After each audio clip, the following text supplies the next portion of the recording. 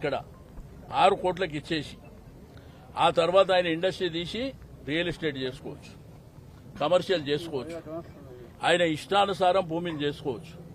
మరి దాంట్లో పనిచేసే వర్కర్స్ ఏమవుతారు, దాంట్లో పనిచేసే కార్మికులు ఏమవుతారు? ఈ ఆలోచన ఏమన్నా ప్రభుత్వానికి ఉందా? అయినా ఇంత హరీబరీగా జీవో ఇచ్చి మీరు 2 నెలల కాలం 3 నెలల కాలంలో చేయాలనేటువంటి తొందర మీకేమొచ్చింది? మీరు ఒక పాలసీ తెచ్చినప్పుడు ప్రజల అవసరాలకు అనుగుణంగా ఉండాలి.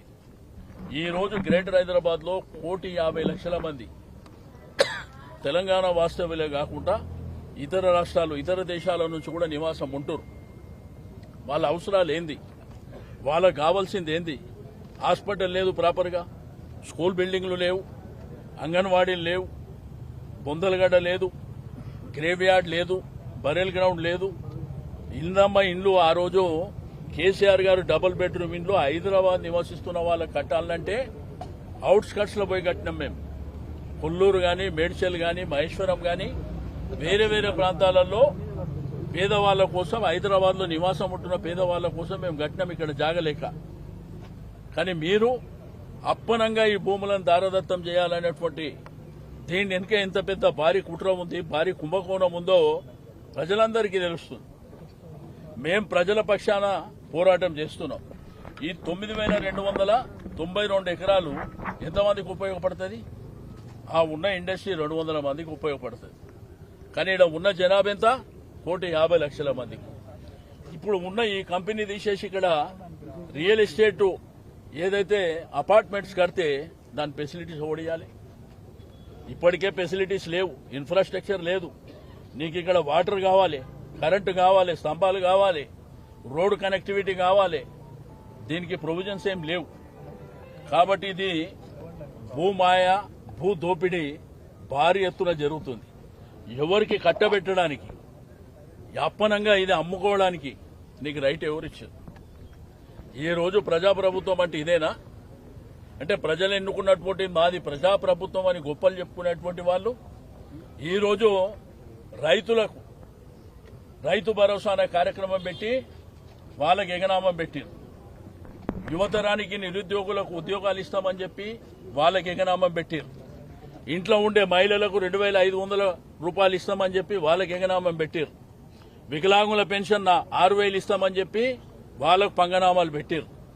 వృద్ధులకు పెన్షన్లు ఇస్తామని చెప్పి 2,000 4,000 ఇస్తామని వాళ్ళకి ఎగనామం పెట్టారు. తులం బంగారం అని చెప్పి కళ్యాణ లక్ష్మితో పాటు తులం బంగారం ఇస్తామని చెప్పి వాళ్ళకి ఎగనామం పెట్టారు. మీరు ఎవరిని వదిలిపెట్టారని చెప్పి. ఆ రోజు కేసీఆర్ గారి పరిపాలన ఇట్లనే ఉండేనా? మీరు మీ తోపిడి ఇష్టం ఉన్నట్టు చేసుకోవడం కాకుండా ఇది ప్రజాప్రభుత్వం అని మీరు చెప్తారు. ఎట్లయితే అది ప్రజాప్రభుత్వం? ఆ రోజు కేసీఆర్ గారు సెంటిమెంట్ కింద బతుకమ్మ అనేటువంటి ఒక మహత్తరమైనటువంటి కార్యక్రమం మన గ్రామీణ ప్రాంతంలో పుట్టినటువంటి బతుకమ్మ, ఆ బతుకమ్మ చీరలు ఇవ్వాలని చెప్పి అందరికి ఇచ్చారు. ఈ రోజు మీరు బతుకమ్మ చీరలు ఎవరికి ఇస్తారు? అంటే కొంతమందికి ఇస్తే సరిపోతుందా? దానివల్ల ఏమైనా ఉపయోగం ఉన్నదా? మీరు ఒకసారి ఆలోచన చేయవలసినటువంటి అవసరం ఉంది.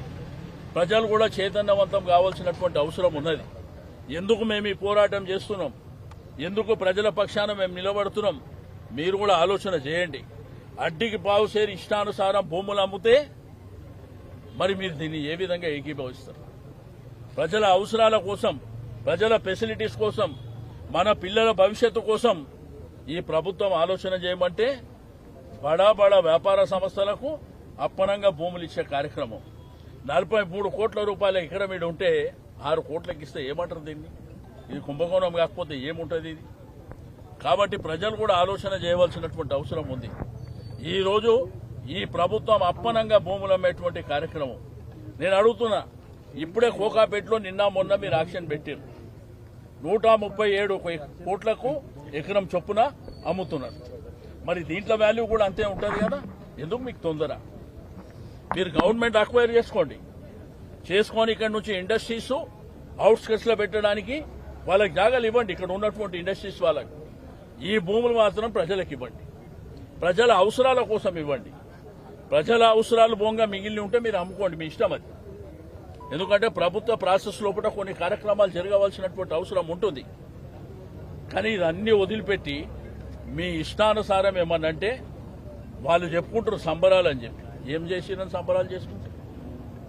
నిరుద్యోగ ప్రతిస్తామని సంబరాలు చేసుకుంటారా? కోటి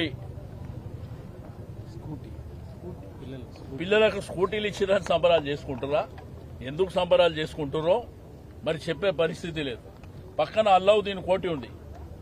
అల్లావుద్దీన్ కోటిలో కొన్ని వేలాది మంది అక్కడ నివాసం ఉంటారు. అక్కడ ఓ గ్యాస్ కంపెనీ పెట్టడానికి పర్మిషన్స్ ఇస్తారు. ఎట్లా ఇస్తారండి? ఆడ ప్రజలు ఉన్నారు, రేపు వాళ్ళకి ఏమైనా ఇబ్బంది అయితే ఎవడు చూడాలి? ఇటువంటి దారుణమైనటువంటి కార్యక్రమాలు చేస్తుర్రు. మేం నిరంతరం ప్రజల పక్షాన పోరాటం చేస్తాం, నిలదీస్తాం, అసెంబ్లీలో నిలదీస్తాం, బయట నిలదీస్తాం. తప్పకుండా ఈ ప్రభుత్వాన్ని ఎదుర్కొంటాం అన్ని విధాలుగా. వాళ్ళు ప్రజల అవసరాలకు ప్రజల మేలు కోసం చేస్తే తప్పకుండా మేము సపోర్ట్ చేస్తాం. మీరు ప్రజా వ్యతిరేక కార్యక్రమాలు చేస్తే నిరంతరం మేము పోరాటం చేస్తామని చెప్పి నేను ఈ సందర్భంగా తెలియజేస్తా ఉన్నాను. ఇక్కడ కంపెనీ వాళ్లకు మీరు 30% మీరు ఫ్రీ హోల్డ్ చేసి రెగ్యులరైజ్ చేస్తే ఆయన ఇక్కడ తీసుకొని దీన్ని ఇక్కడ ఉన్నటువంటి దాన్ని రియల్ ఎస్టేట్కు పోతే దీంట్లో పనిచేసే వర్కర్ల జీవితం ఏం కావాలి? ఇంట్లో పనిచేసేటువంటి మరి కార్మికుల పరిస్థితి ఏంది? ఒక్కసారి ప్రభుత్వం ఆలోచన చేసిందా? మంత్రులు చెప్తున్నారు, స్టేట్మెంట్లు ఇస్తున్నారు, ఇట్లా కాదు మేము ఇట్లా చేస్తున్నాం. చెప్పండి ప్రజల మధ్యనకు వచ్చి. మీరు చేసే మోసం, మీరు చేసే భూదోపిడికి మీరు వివరణ ఇవ్వండి. ఇట్లా అప్పనంగా అమ్మొచ్చా? మీరంటారు ఇండస్ట్రీస్ అంతా హైదరాబాద్ నుంచి బయట పంపేయండి, సంతోషం, మాకు అభ్యంతరం ఏం లేదు. కానీ ఈ భూములు హైదరాబాద్ జంట నగరాలు, గ్రేటర్ హైదరాబాద్ ప్రజలకు వాళ్ళ అవసరాల కోసం ఇవ్వండి. ఇప్పటికే ఖబరస్థాన్ మొన్న జూబ్లీ సెలక్షన్ చూసారు. అక్కడ ఖబరస్థానం కావాలని చెప్పి అక్కడ స్థానిక ముస్లిం మైనార్టీ సోదరులు పోరాటం చేస్తే ముఖ్యమంత్రి గారు ఒక జీవో ఇచ్చాడు. ఆ జీవో తీసుకుంటే అది డిఫెన్స్ వాళ్ళే. అంటే ఇట్లా అవసరాలు చాలా ఉన్నాయి ప్రజలకు. ఫస్ట్ ఆ అవసరాలను దృష్టిలో ఉంచుకొని మీరు 50% ఇవ్వండి, 50% మీరు అమ్ముకోండి. అది కూడా రూల్స్ రెగ్యులేషన్ ప్రకారం అమ్మండి. మీ ఇష్టానుసారం ప్రజలకు ఉన్నటువంటి భూమిని, ప్రజల ఆస్తిని మీరు దోపిడీ చేస్తామంటే మాత్రం ఎట్టి పరిస్థితుల్లో మిమ్మల్ని వదిలిపెట్టే సమస్య లేదు. ఎంతవరకైనా పోరాటం చేస్తాం, ప్రజా పోరాటం చేస్తాం, లీగల్ గా పోరాటం చేస్తాం. అన్ని ఆస్పెక్ట్స్ లో మేము నిరంతరం పోరాటం చేస్తామని చెప్పి నేను ఈ సందర్భంగా